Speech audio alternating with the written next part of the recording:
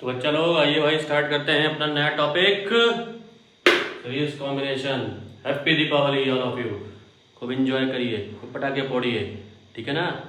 और अपनी ज़िंदगी में उजाला ही उजाला लाइए, प्रकाश ही प्रकाश लाइए। ठीक, आइए।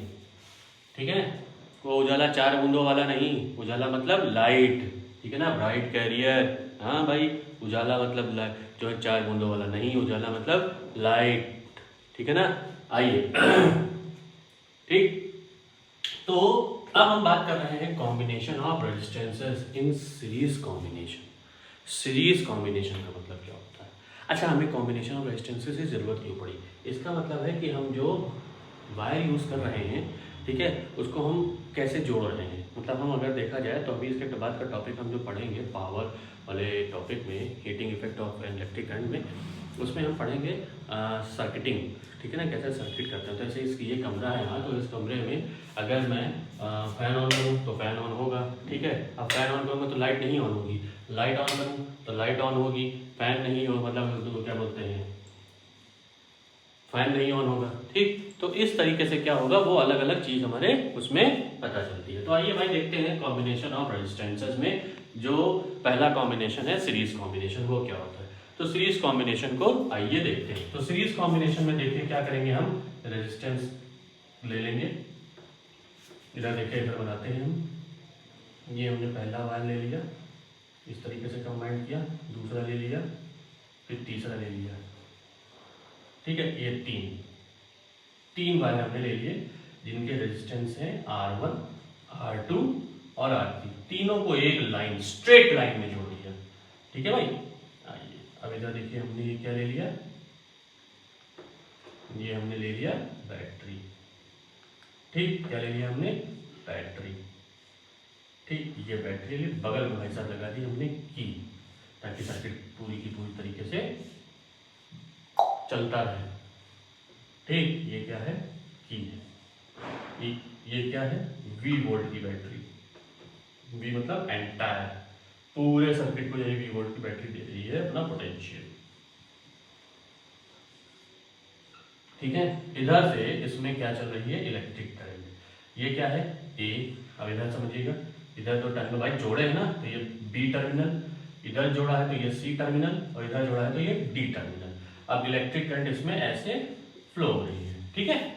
समझ में आ गया, ये भाई साहब कॉमन पोटेंशियल है। अब बहुत अच्छे से समझिएगा, तीनों रेजिस्टेंसेस को हमने किसमें जोड़ दिया है, इन सीरीज, मतलब एक लाइन में। सीरीज का मतलब हो गया इन अ लाइन, सिंगल लाइन, ठीक, इसमें हमने जोड़ दिया है। अब देखिए भाई साहब, जब इसको ऐसे समझिएगा कि जब आप रास्ते पे चलते हैं, रास्ते पे चल रहे हैं, और आजकल देखिए वो पीली पीली पट्टियाँ बिछा दी जाती हैं, कहीं पे बिल्कुल फ्लैट होती हैं, रास्ते पे बिछाई नहीं जाती, खड़गड़ खड़गड़ से हम लोग निकलते हैं।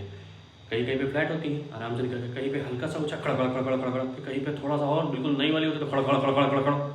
निकलते तो हम ही है ना, निकलते तो हम ही है ना भाई अपने व्हीकल से। वही चीज़ यहाँ पर, इलेक्ट्रिक करंट आ रही है, इसने अपना काम कर दिया, इसने दे दी इलेक्ट्रिक करंट, फ्लो करा दी, इलेक्ट्रिक करंट आ रही है, लेकिन उसके पास जैसे ही पाथ आएगा तो उसको और कोई डायरेक्शन नहीं दिख रही, सीधे स्ट्रेट डायरेक्शन दिख रही भाई, सीधे स्ट्रेट करंट डायरेक्शन नहीं जाएगी और कोई आएगी नहीं भैया, ठीक है।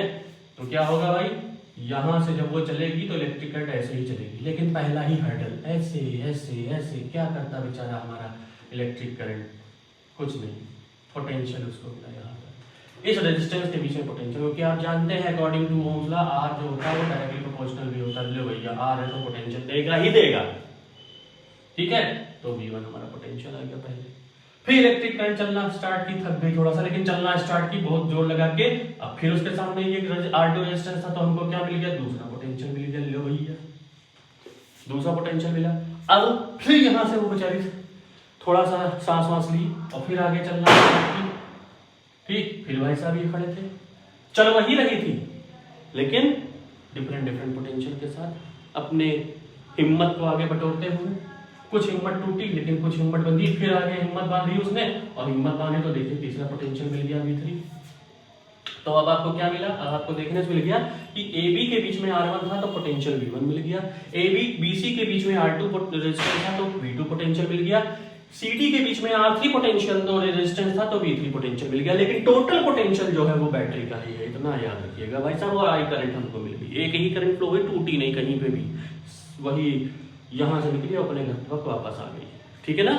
आइए अब कॉम्बिनेशन पढ़ना है तो कंबाइंड कैसे हुए, कॉम्बिनेशन कैसे आएगा तो देखिएगा, सबसे अच्छे समझिएगा, since you know that very well from Ohm's law. अब ओम्स लॉ अगर आपने पढ़ा है तो ओम्स लॉ कहता है V is equal to R I, बस बहुत बढ़िया, V is equal to R I. अब पोटेंशियल पे ही काम होना है, एंटायर सर्किट का पोटेंशियल इतना है। ठीक है। अब आप कहेंगे so between A B points, जो ए बी पॉइंट है उसमें क्या आया, V1 इज पोटेंशियल आया, किसकी वजह से आया, R1 और करंट की फ्लो होने की वजह से आया। ठीक है, लो भाई इक्वेशन 1। ठीक है ना। बिटवीन BC पॉइंट, जो BC पॉइंट थे उनके बीच में कितना आ गया भैया, V2 is equal to R2 आ गया, ये इक्वेशन 2 हो गई। देखिए R2 आई है, सब में आई कॉमन है। ठीक है ना। बिटवीन CD पॉइंट, अब जब CD पॉइंट होगा तो V3 कितना है, V3 है R3I, लेखिए भैया ये आपको मिल गया। अब आप कहोगे नेट पोटेंशियल हमको चाहिए, नेट पोटेंशियल मिला बैठा हुआ है। ठीक है ना।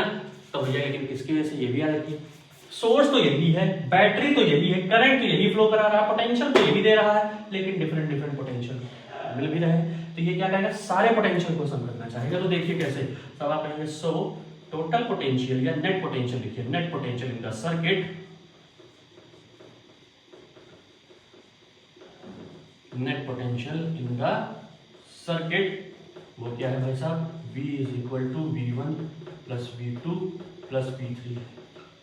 तो ये क्या हो गया, अब आप कहेंगे very good, from the above equations. So from above equations, अब आप अबव इक्वेशन से वैल्यू रखिए, क्या है, V is equal to R I है, क्योंकि R टोटल रेजिस्टेंस मिलना है, ID करंट है। ठीक है। V1 is equal to R1 आई है, V2 is equal to R2 आई है, कहाँ आई है, इधर ही आई है सर्किट में, और कहाँ आई है। ठीक है। तो RI इज इक्वल टू क्या हो गया, R1 प्लस R2, भाई I कॉमन ले लिए। अब कंपेयर करिए, कंपेयरिंग, क्या कंपेयर करेंगे, LHS है RHS। बहुत लोग कहते हैं काट दीजिए, आई काट दीजिए, अरे भैया आई काट देंगे तो सर्किट में आई कहाँ जाएगी, कंपेयर करिए। ठीक है। जब आप कंपेयर करेंगे तो R वाला R के साथ है, I वाला I के साथ है, तो देयरफॉर I तो कॉमन है, तो R इज इक्वल टू आपको क्या मिल गया, R1 plus R2 plus R3 मिल गया। भैया सीरीज कॉम्बिनेशन की जय, सीरीज कॉम्बिनेशन कीजिए, मतलब आपको कितना मिल गया। तो सीरीज कॉम्बिनेशन में इनको काटिए, यहाँ से इनको हटाइए, कहिए तुम्हारी कोई जरूरत नहीं है, तुम सीरीज कॉम्बिनेशन में हो, लेकिन तुम्हारा जो इक्विवेलेंट आएगा R इज इक्वल टू कितना आएगा, R1 plus R2 plus R3 आएगा। भैया ऐसे ऐड होना, अब चाहे ऐड कर लो सीरीज कॉम्बिनेशन में, 5 ऐड करो, 6 ऐड करो, ऐसे ही ऐड करो। ठीक है।